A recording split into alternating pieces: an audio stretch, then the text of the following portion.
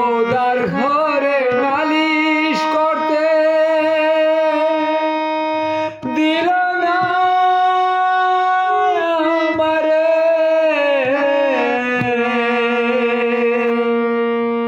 খোদার ঘরে নালিশ করতে দিল না আমারে। মহাপূর্ণের বিচার এখন মানুষে করে, মহাপূর্ণের বিচার এখন মানুষে করে।